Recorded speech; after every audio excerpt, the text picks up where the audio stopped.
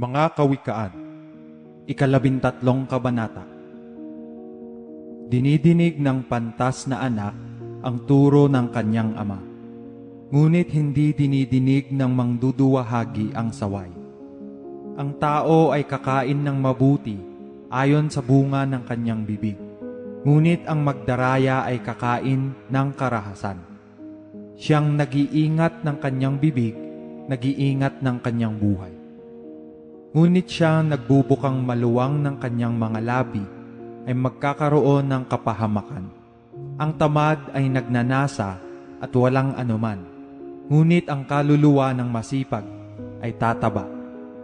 Ang matuwid ay nagtatanim sa pagsisinungaling, ngunit ang masama ay kasuklam-suklam at napapahiya. Bumabantay ang katuwiran sa matuwid na lakad, ngunit inilulugmok ng kasamaan ang makasalanan. May nagpapakayaman, gayon may walang anuman.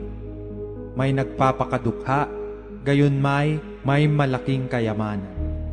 Ang katubusan sa buhay ng tao ay siyang kanyang mga kayamanan, ngunit ang dukha ay hindi nakikinig sa banta. Ang ilaw ng matuwid ay nagagalak, ngunit ang ilawan ng masama ay papatayin.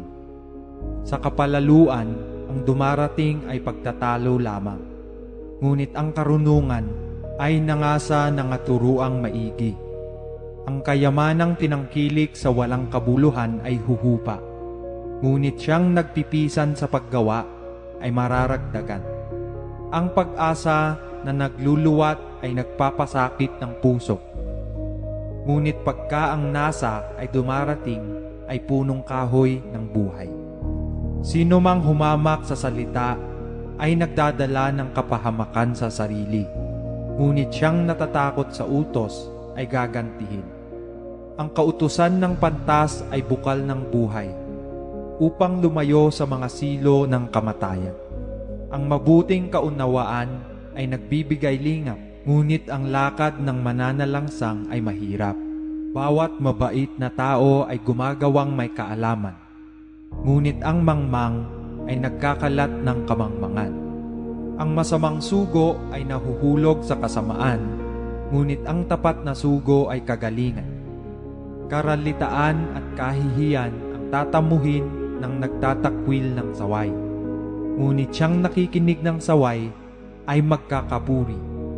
Ang nasa na natupad ay matamis sa kaluluwa, ngunit kasuklam-suklam sa mga mangmang na humiwalay sa kasamaan.